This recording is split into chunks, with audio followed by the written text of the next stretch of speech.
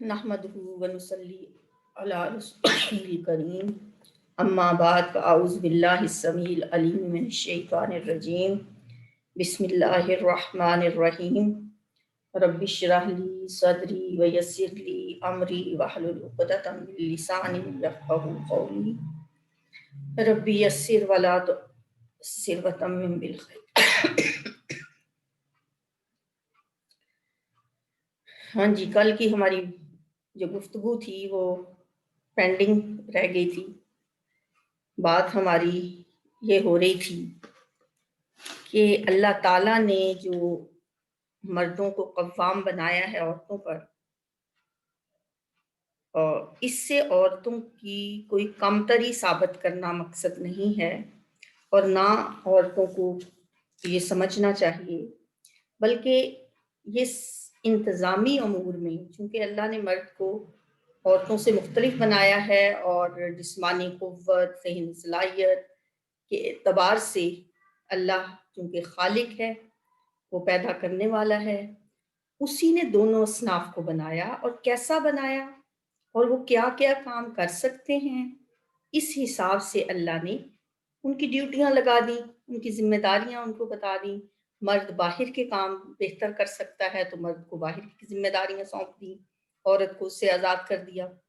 और औरत को बच्चों की तरबियत, घर की जिम्मेदारी, और आगे हम अगली आयत में पढ़ेंगे जो जो जिम्मेदारियां अल्लाह ने औरत पे लगाई हैं वो औरत के जिम्मे हैं।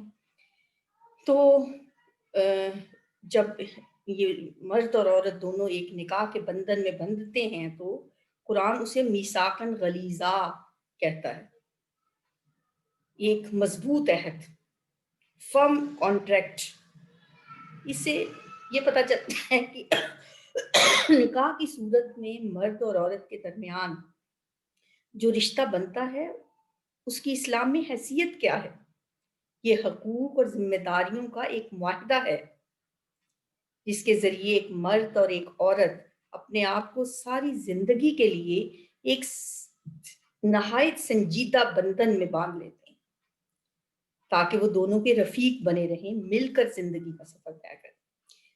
ये मुआहिदा जो है, निकाह का मुआहिदा, ये दो तरफा बुनियादों पर कायम होता है। इमाम तिरमिज़ी ने एक रिवायत नकल की है कि हुज़ूर सल्लल्लाहु अलैहि वसल्लम ने फरमाया, आगाह रहो, तुम्हारी औरतों के ऊपर तुम्हारा हक है और तुम्हारे ऊपर तुम्हारी औरतों का हक है। इस मफ़हूम की आयतें तो हमने पढ़ी कल। ये हदीस भी नबी सल्लल्लाहु अलैहि वसल्लम ने बड़ी वजाहत से बता दिया कि दोनों एक दूसरे के ऊपर हक रखते हैं। और जो ये बात है ना कि हमने पढ़ा कल की एक आयत भी पढ़ी, आशिरूहुन्ना बिल मारूफ, कि बहुत भले तरीके से मर्दों को खास तौर पे कहा गया कि औरतों के साथ बहुत अच्छे तरीके से मामलात किया करो, उनके साथ बहुत अच्छी तरीके से गुज़र औक़ात किया करो। तो ये आयत दरअसल इस हकीकत की तरफ तवज्जो दिलाती है कि इस दुनिया में कोई चीज़ मुकम्मल नहीं। एक औरत अगर एक एतबार से ज़्यादा है तो दूसरे एतबार से वो कम होगी। मतलब इस आयत में आगे जाके ये भी फरमाया ना जो कल हमने पढ़ा था कि अच्छे तरीके से गुज़र-औक़ात किया करो, अगर तुम्हें उसकी एक बात पसंद नहीं है तो कोई बात नहीं, अल्लाह ने उसमें तुम्हारे लिए कोई और खैर रख दी होगी। तो फरमाया कि कोई और चीज़ उसमें तुम्हारे लिए अच्छी होगी। इसलिए किसी औरत की सिर्फ़ एक कमी को देखकर उससे बेज़ार ना हो जाया करो, बल्कि उसके रोशन पहलू को देखा करो। तो यही जो है इंसान की खानगी ज़िंदगी में कामयाबी का राज़ है। एक हदीस है हज़रत अबू हुरैरा रज़ी अल्लाह ताला अन्हु की, जिससे हमें पता चलता है कि इस्लाम ने औरत को सिर्फ़ एक एक काबिल एहतराम दर्जा नहीं दिया, बल्कि मर्द से ऊँचा मकाम दिया है। औरतें तो ये समझती हैं ना कि हमें मर्दों से कमतर दर्जे पे रखा है, और दुनिया में यही बात फैलाई जाती है कि इस्लाम औरत को वो मुकाम नहीं देता जो उसको मिलना चाहिए। इस्लाम तो मर्दों से बढ़ के उसे मुकाम देता है। हज़रत अबू हुरैरा रज़ी अल्लाह ताला अन्हु फरमाते हैं कि एक शख्स आप सल्लल्लाहु अलैहि वसल्लम के पास आया, उसने कहा, अल्लाह के रसूल, मुझे बताइए कि लोगों में कौन है जो सबसे ज़्यादा मेरे हुस्न सलूक का मुस्तहिक है? آپ نے فرمایا تمہاری ماں۔ اس نے کہا پھر کون؟ آپ نے فرمایا تمہاری ماں۔ اس نے تیسری بار پھر پوچھا کہ اس کے بعد کون؟ آپ نے فرمایا تمہاری ماں۔ اور پھر چوتھی بار جب اس نے پوچھا کہ پھر کون، تو آپ نے فرمایا تمہارا باپ۔ یعنی 3 مرتبہ 3 درجے ایک ماں کا درجہ باپ سے زیادہ ہے۔ وہ ماں کون ہے؟ وہ عورت ہے۔ ماں کی صورت میں عورت کو سب سے زیادہ قابل احترام بنانا اسلام کا یہ بتاتا ہے کہ اسلام کس قسم کا معاشرہ دیکھنا چاہتا ہے۔ اسلام کے نزدیک سب سے زیادہ بہتر معاشرہ وہ ہے جس میں عورت کو سب سے زیادہ عزت اور احترام کا مقام حاصل ہو۔ جو شخص ماں کے روپ میں ایک خاتون کا سب سے زیادہ لحاظ کرے، اس کے اندر لازمی طور پر یہ مزاج پیدا ہوگا کہ وہ دوسری خواتین کا بھی سب سے زیادہ لحاظ کرے۔ اس طرح پورے معاشرے میں عورت کو وہ مقام مل جائے گا جو گھر کے اندر ایک ماں کو ملا ہوا ہوتا ہے۔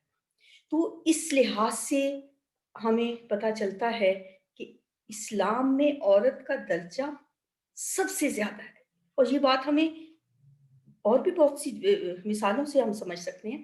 حج کے موقع پہ آپ کیا دیکھتے ہیں؟ ایک عورت کی سنت کو زندہ کرنے کے لیے کیسے کیسے مرد اور کیسے کیسے ننگے پاؤں ننگے سر، میں دیکھ رہی تھی حج پہ کہ کیسے کیسے والہانہ انداز میں وہ بھاگ رہے ہیں، اور میں اس وقت سوچ رہی تھی کہ یہ کس کی سنت کے لیے؟ حضرت حاجرہ کی سنت کو فالو کر رہے ہیں۔ وہ ایک عورت ہی تو تھی نا۔ اور حضرت عائشہ، حضرت خدیجہ، حضرت فاطمہ، سینکڑوں نہیں کروڑوں مرد جو ہیں ان کی فضیلت اور ان کے مقام پہ رش کرتے ہیں۔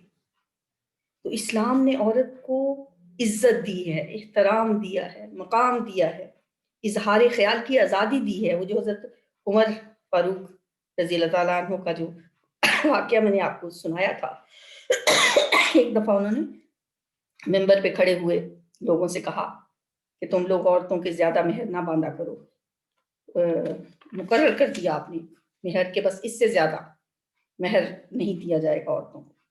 ایک عورت اٹھی اور اس نے بلند آواز سے کہا کہ اے عمر، اس معاملے میں آپ کو دخل دینے کا حق نہیں ہے، کیونکہ اللہ نے فرمایا ہے کہ اگر تم نے عورتوں کو زیادہ مال دے رکھا ہے، خزانہ بھی دے رکھا ہے، تو اس میں سے کچھ نہ لو۔ یہ سن کر حضرت عمر اپنی بات واپس لے لی اور کہا کہ عورت نے صحیح بات کی اور عمر نے غلطی کی۔ دنیا کا کوئی معاشرہ مجھے بتا دیں جو عورت کو اس قدر اظہار رائے کی آزادی دیتا ہو۔ حضرت عمر وقت کے حکمران تھے، ان کو ایک عام عورت نے برسر عام لوگوں کے سامنے ٹوکا اور حکمران کو اپنی بات واپس لینی پڑی۔ اس سے پتہ چلتا ہے کہ ایک اسلامی معاشرے میں عورت کو کس قدر زیادہ حقوق حاصل ہوتے ہیں۔ یہ ایک بہت بڑی بات ہوتی ہے کہ کسی کو اظہار رائے کا اتنا اختیار دے دیا جائے کہ وہ حق میں وقت کو ٹوک سکے۔ اچھا، ایک اور بات ہے، یہ سمجھا جاتا ہے جی عورت بیچاری گھر میں برتن دھوتی رہے، بس اس کا کام کھانا پکانا ہی رہ گیا، اتنا پڑھ لکھ کے اب میں نے چولہے کے آگے بیٹھنا ہے۔ یہ اس طرح فکرے آپ اکثر سنتے ہوں۔ یہ موجودہ زمانے کا ذہنی بگاڑ ہے کہ گھر سنبھالنے کو کم تر درجے کا کام سمجھا جاتا ہے اور باہر کے کام کو زیادہ بڑا کام سمجھ لیا گیا۔ مگر اسلام گھر سنبھالنے کے کام کو بھی اتنی ہی عزت دیتا ہے جتنا باہر کے کام کو۔ دونوں کام یکساں اہمیت کے کام ہیں، ان میں سے کسی کو یہ حق نہیں ہے کہ وہ احساس برتری میں مبتلا ہو اور نہ کوئی کہ احساس کمتری میں مبتلا ہو۔ حضور صلی اللہ علیہ وسلم کے پاس ایک صحابیہ حضرت نصیبہ رضی اللہ تعالیٰ عنہا آئیں، انہوں نے کہا ہے اللہ کے رسول، مرد تو اجر میں بڑھ گئے، وہ جمعے میں، اجتماعات میں، جہاد میں شریک ہوتے ہیں، پھر ہم عورتوں کے لیے کیا باقی رہا؟ آپ نے فرمایا اے نصیبہ، تم میں سے ایک عورت اپنے شوہر کے ساتھ بہتر طریقے سے رہے اور اس کی مرضی کو پورا کرے، یہ ان تمام اعمال کے برابر ہے جن کا تم نے مردوں کے سلسلے میں ذکر کیا۔ کیا پتہ چلا اس حدیث سے؟ عورت مرد کا احترام کرے، مرد کی مرضی پہ چلے، اس کی اتباع کرے، اور وہ مسجد میں نماز پڑھ کے آتا ہے عورت گھر میں نماز پڑھ کے اتنی فضیلت لے گی. وہ جہاد کر کے آتا ہے، وہ جہاد کے لیے گیا ہے، پیچھے سے عورت اس کا گھر سنبھال رہی ہے، اس کے بچوں کی نگہبانی کر رہی ہے، اس کی عزت کی نگہبانی کر رہی ہے، اس کے لیے دعائیں کر رہی ہے، وہ اسی جہاد کے اجر و ثواب کی مستحق ہے. یہی وجہ نا کہ شیطان سب سے زیادہ معاشرے کی، چونکہ تعمیر میں عورت کا سب سے زیادہ ہاتھ ہوتا ہے، وہ سب سے زیادہ عورت اور مرد کے تعلقات کو بگاڑنے کی کوشش کرتا ہے. حضرت جابر بن عبداللہ کہتے ہیں کہ میں نے رسول اللہ صلی اللہ علیہ وسلم کو یہ کہتے ہوئے سنا کہ ابلیس کا تخت سمندر کے اوپر ہے، وہ اپنے دستے بھیجتا ہے تو وہ انسانوں کو گمراہ کرتے ہیں. ابلیس کے نزدیک وہ شیطان سب سے بڑا قرار پاتا ہے جس نے سب سے بڑا فتنہ برپا کیا ہو. تو شیطانوں میں سے ایک آتا ہے اور کہتا ہے کہ میں نے ایسا اور ایسا کام کیا. شیطانوں کا سردار ابلیس اس سے کہتا ہے کہ بس تم نے ٹھیک ہی کیا، کچھ کوئی خاص کام نہیں کیا. پھر ان میں سے ایک آتا ہے اور کہتا ہے کہ آج میں نے ایک مرد اور ایک عورت کہ میں پیچھے لگ گیا اور میں لگا رہا یہاں تک کہ میں نے دونوں کے درمیان جدائی ڈال دی. ابلیس اس کو اپنے قریب کرتا ہے، اس کو گلے لگاتا ہے اور کہتا ہے کہ ہاں تم نے صحیح کام کیا، تم نے بہت بڑا کام کیا. یہ حدیث کیا بتاتی ہے ہمیں کہ انسانی معاشرے میں بگاڑ پیدا کرنے کے لیے شیطان کا سب سے بڑا ہتھیار کیا ہے؟ کہ وہ مرد اور عورت کے درمیان جھگڑے کھڑے کرے اور دونوں کو ایک دوسرے سے دور کر دے، اور وہ اس میں کامیاب ہے. اور آپ دیکھیں غصہ دلانا، چھوٹی چھوٹی باتوں پہ جھگڑے کھڑے ہو جانا، نہ عورت خاموش ہوتی ہے نہ مرد خاموش ہوتا ہے، اور بات ذرا سی بات ہوتی ہے اور وہ ایسے چنگاری بھڑکتی ہے کہ نوبت طلاق تک پہنچ جاتی ہے. اسی طرح سے آپ ایک اور بات آپ کے سامنے رکھنا چاہتی ہوں کہ موجودہ زمانے میں نبی صلی اللہ علیہ وسلم نے تو 1400-1500 سال پہلے فرما دیا تھا کہ عورت کی حکمرانی کی آپ نے مخالفت کی تھی، لیکن آج کے دور میں متعدد سائنسدان خالص سائنسی بنیاد پر عورت کو اعلیٰ حکومتی عہدہ دینے کے خلاف ہیں. اور وہ کیا کہتے ہیں کہ اپنی ہارمون کیمسٹری کی بنا پہ عورتیں زیادہ جذباتی ہو سکتی ہیں، اور اس بنا پہ وہ اقتدار کے منصب کے لیے غیر موزوں ہے. اقتدار کا جو اعلیٰ عہدہ ہے وہ ان کے پاس نہیں ہونا چاہیے. اور اسی طرح ایک دفعہ ایک رائے معلوم کی گئی لوگوں کی امریکہ میں، امریکی ووٹروں کی تقریباً کچھ لوگوں سے رائے معلوم کی گئی کہ امریکہ کا صدر بننے کے لیے عورت زیادہ موزوں ہے یا مرد زیادہ موزوں ہے. تو رائے دینے والوں میں صرف 8% لوگوں کی تعداد تھی جن کا خیال تھا کہ وائٹ ہاؤس کے عہدے کے لیے عورت زیادہ بہتر ہو سکتی. اکثریت نے یہ کہا کہ اس عہدے کے لیے عورت موزوں نہیں ہے، کیونکہ عورت جذباتی ہوتی ہے اور وہ اس منصب کے لیے ناموزوں ہے. اور آپ دیکھیں کہ نبی صلی اللہ علیہ وآلہ وسلم نے کس وقت یہ بات فرمائی تھی؟ جب ایران کے بادشاہ کسرا مر گیا تو اس کے درباریوں نے کسرا کی لڑکی کو ایران کا بادشاہ بنا دیا. آپ کو جب یہ خبر پہنچی تو آپ نے فرمایا وہ قوم ہرگز فلاح نہیں پائے گی جو عورت کو اپنا حاکم بنائے. اب اسی بات کو لے کے اگر کوئی کہہ دیکھیں جی اسلام تو عورت کو نیچا کرنا چاہتا ہے. اب دیکھیں جو بات آپ نے اس وقت فرمائی تھی کہ عورت اقتدار اعلیٰ کے منصب کے لیے موزوں نہیں ہے، یہ ماضی میں تو ایک خبر تھی، لیکن آج ایک مسلمہ حقیقت ہے. جو بات آپ نے الہامی طور پر کہی تھی، انسان نے آج لمبے مطالعے اور تجربے کے بعد اس کو ایک ثابت شدہ بات بنا دیا. اسی طرح جیسے عورت کی گواہی کے بارے میں اسلام کا قانون شہادت ہے، 2 عورت کی گواہی ایک مرد کے برابر مانی گئی. قرآن میں جو قرض کا معاملہ ہے نا، جب اس کا قاعدہ بتایا گیا، ابھی ہم نے پیچھے وہ آیت پڑھی تھی، آیت دین، جو قرآن کی سب سے لمبی آیت ہے کہ اپنے مردوں میں سے 2 مرد گواہ بنا لیا کرو جب بھی آپ قرض کا لین دین کریں، اور اگر 2 مرد گواہ نہ ملے تو ایک مرد اور 2 عورتیں گواہ بنائی جائیں. ریزن کیا بتائی گئی کہ دونوں عورتوں میں سے اگر ایک بھول جائے تو دوسری عورت اس کو یاد دلا دی. یہ سورہ بقرہ کی آیت 282 ہے، آیت دین جس کو کہا جاتا ہے. لیکن موجودہ تحقیق نے یہ بات ثابت کی ہے کہ قرآن کا یہ قانون بالکل فطری ہے، کیونکہ وہ حقیقت کے عین مطابق ہے۔ ایک روسی سائنسدان نے اس نے بتایا کہ مرد ریاضیاتی موضوعات پر چھائے ہوئے ہیں، اس کی وجہ یہ ہے کہ ان کے اندر حافظے کی خصوصی صلاحیت ہوتی ہے۔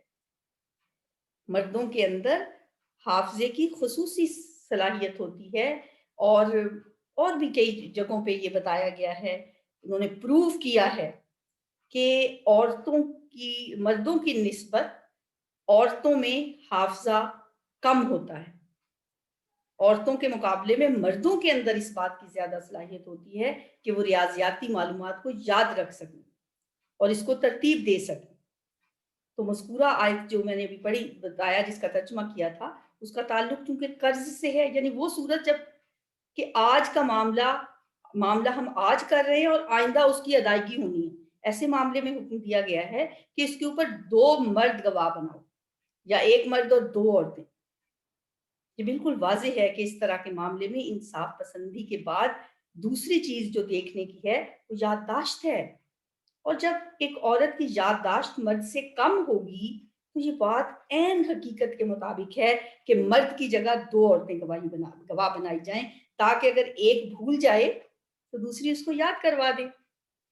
اب ہم ان باتوں کو لے کے چھوٹی چھوٹی مطلب یہ بات ہوتی ہے جس کی ہم گہرائی میں نہیں جاتی، اور نہ ہمیں بات کا اصل پتہ ہوتا ہے۔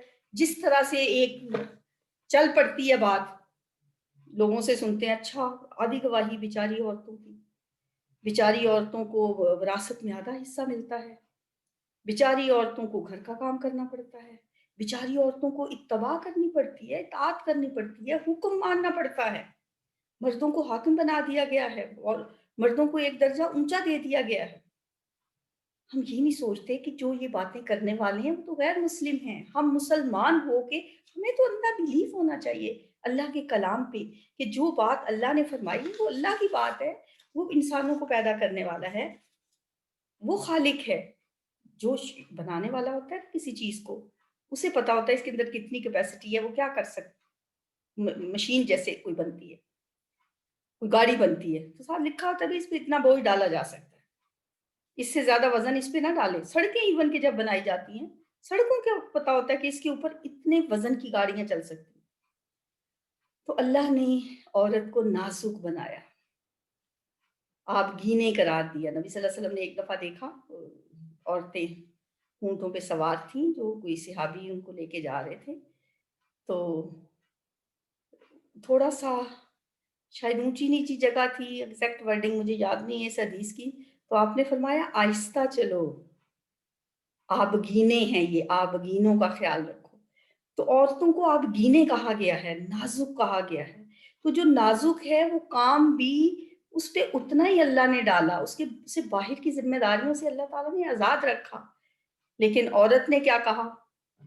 اس نے کہا کہ یہ جو گھر کی ذمہ داری بھی کم ذمہ داری نہیں ہے، بچے پیدا کرنا، بچوں کی پرورش کرنا، گھر سنبھالنا، شوہر کے آنے سے پہلے ہر چیز سیٹ رکھنا، اس کا کھانے کا خیال رکھنا، اپنے آپ کو ٹھیک رکھنا۔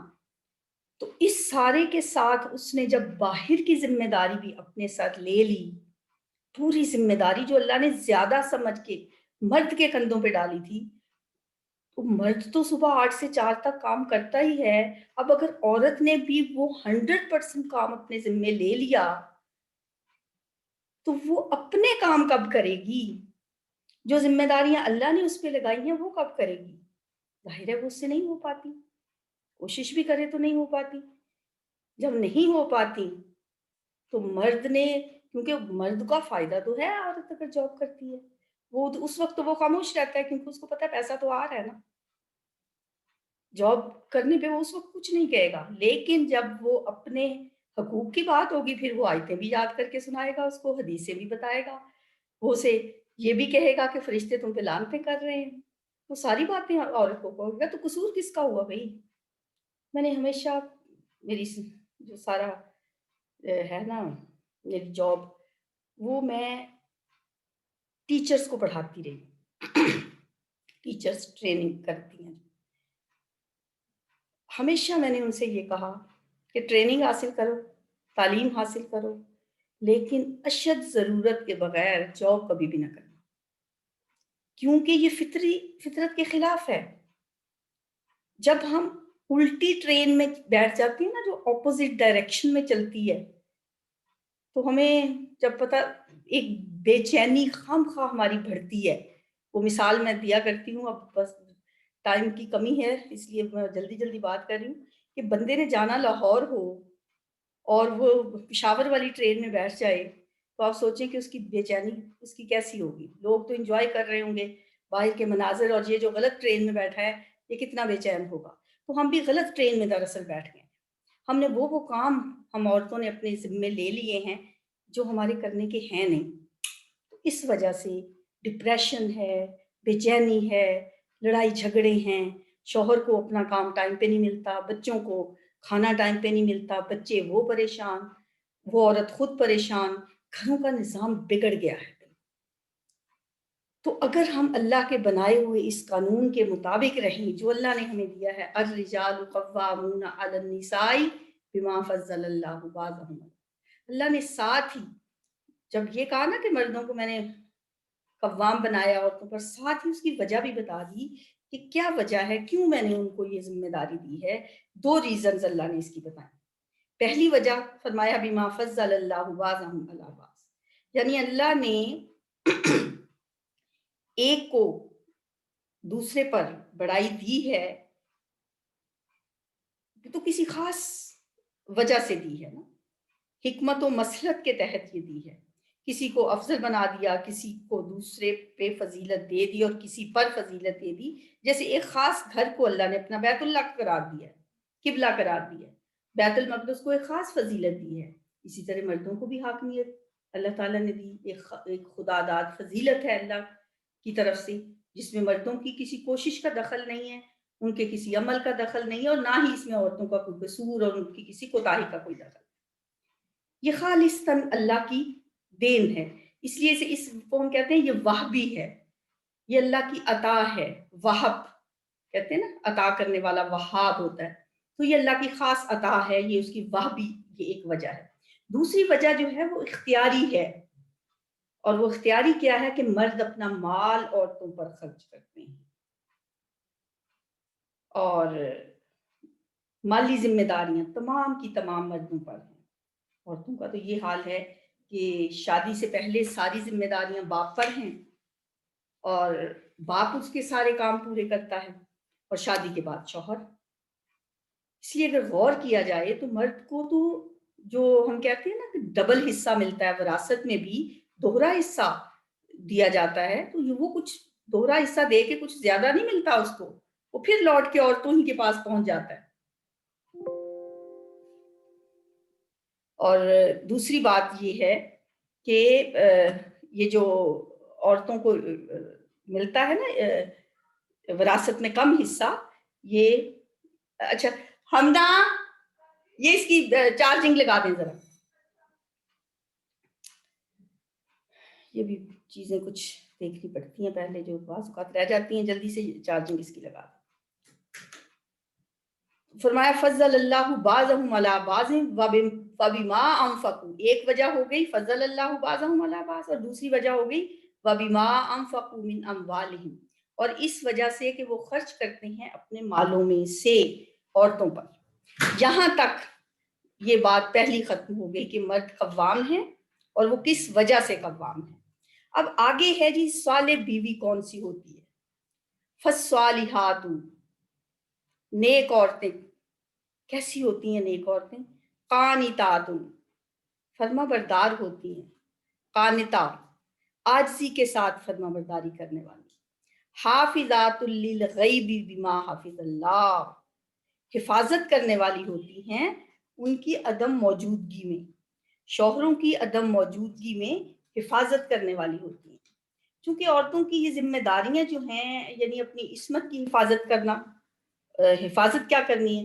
گھر کی حفاظت کرنی ہے، بچوں کی حفاظت کرنی ہے، اور اپنی عصمت کی حفاظت کرنی ہے۔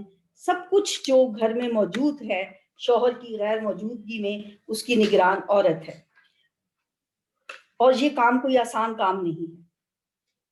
شوہر کے مال کی حفاظت، گھر کی حفاظت، بچوں کی حفاظت، اس لیے آگے جا کے فرمایا بما حافظ اللہ، بما حافظ اللہ، کہ یہ جو حفاظت وہ کرتی ہیں وہ اللہ کی مرضی سے، اللہ کی عطا سے، یعنی اس حفاظت میں اللہ تعالیٰ عورت کی مدد فرماتے ہیں، اللہ کی مدد، اللہ کی توفیق سے وہ ان ذمہ داریوں سے عہدہ برا ہوتی ہے، ورنہ شیطان کے شت کنڈے اپنے نفس کی وجہ سے ہر وقت ہر انسان، چاہے وہ مرد ہو یا عورت ہو، وہ گھیرے میں ہوتا ہے شیطان کے، اور عورتیں خصوصاً اپنی علمی اور عملی قوتوں میں بنسبت مرد کے کمزور بھی ہوتی ہیں، اور انفرادی جو ہے وہ معاملہ الگ ہے، مطلب مجموعی طور پہ اگر دیکھا جائے، اور اس میں بھی ہمیں نبی صلی اللہ علیہ وآلہ وسلم کی ایک حدیث بھی ملتی ہے، میں اپنے پاس سے نہیں کہہ رہی کہ وہ کمی ہوتی ہے ان میں، ایک حدیث ہے اور یہ مسلم کی حدیث ہے۔ آپ نے فرمایا اے عورتوں صدقہ کیا کرو، اے عورتوں کی جماعت تم زیادہ صدقہ کیا کرو، میں نے تمہیں جہنم میں مردوں کی نسبت زیادہ تعداد میں دیکھا ہے۔ ایک عورت نے پوچھا کیوں یا رسول اللہ، اس کی کیا وجہ ہے؟ آپ نے فرمایا تم لعنت زیادہ کرتی ہو، خامد کی ناشکری کرتی ہو، عقل و دین کی کمی کے باوجود مردوں کی عقل مارنے والی تم سے بڑھ کر اور کوئی نہیں۔ انہوں نے پوچھا یا رسول اللہ عقل و دین میں کمی کیسے؟ آپ نے فرمایا عقل میں کمی ایسے کہ اللہ نے تمہاری گواہی عادی رکھی ہے، اور دین میں کمی ایسے کہ ہر مہینے کے کچھ دن تم نماز روزہ نہیں کر سکتے۔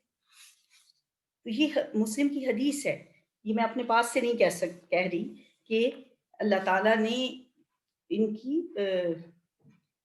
جو عقل میں کمی ہے اور جو دین میں کمی ہے۔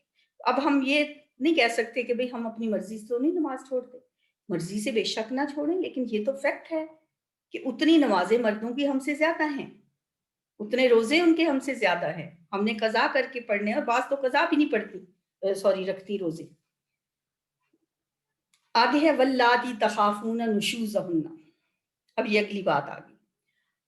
یہ اگلی بات کیا ہے کہ اگر تو بیویاں صالح ہیں، فرما بردار ہیں، یہ تو پہلی بات ہو گئی، اور اس میں کیا تھا فالصالحات قانتات حافظات للغیب بما حفظ اللہ، نیک عورتیں فرما بردار ہوتی ہیں، حفاظت کرنے والی ہوتی ہیں بما حفظ اللہ، اور جو نافرمان ہوتی ہیں وہ عورتیں کہ تم ان کی نافرمانی سے تمہیں اندیشہ ہے، تو پھر تم اس کی اصلاح کیسے کرو گے؟